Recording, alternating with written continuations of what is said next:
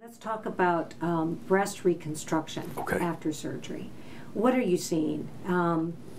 Just tell me about your experience and what you've seen in the last few years. Well, originally it was all latissimus dorsi myocutaneous flaps. That's skin and muscle from the back rotating around to the front. It's still a good operation, still very, very useful. It was state of the art back in the 80s.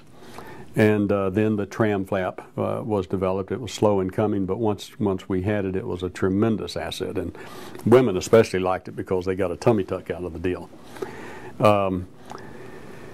And both of those used a woman's own tissue, although the latissimus frequently required an implant, and occasionally the tram flap did as well. Tissue expansion came about the same time the tram flap was used. And frankly, in Austin, I think, tissue expansion probably is the #1 method of doing breast reconstruction. There is at least one surgeon in Austin who is doing the microvascular attachment of the lower abdominal tissue up for the breast, and he has good results with that. It is a huge operation, and I think patient selection is very important. But the tissue expander uses local tissue.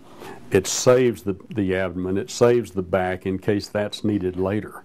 And so I think it might be considered by some the first technique to consider.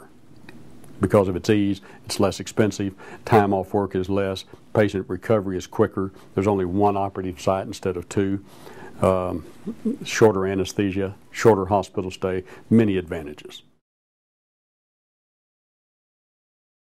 So if a woman has gone through rounds of chemo and there's been some damage to the muscle, can her body still support implants?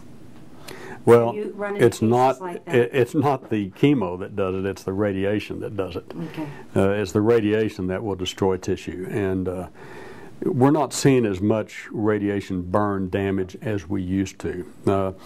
I mean, if you look at breast cancer surgery as a rule, we've come a long way from the radical mastectomies and major radiation burns that patients had. We used to get those patients, and they would be absolutely flat on the side that had the mastectomy, ribs almost showing through the skin, and the skin very, tissue paper thin.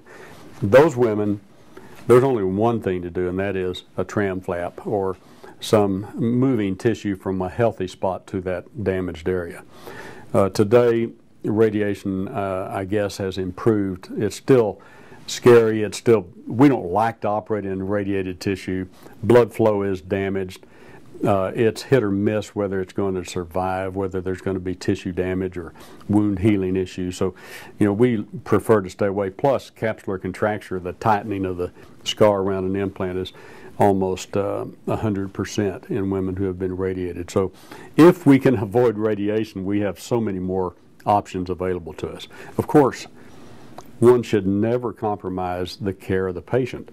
To cure the cancer is #1. We're going to put them back together again one way or another. But the most important thing in my mind, having a wife, having 2 daughters, is cure the cancer, save the life of the patient, and then let's try to make that patient look good.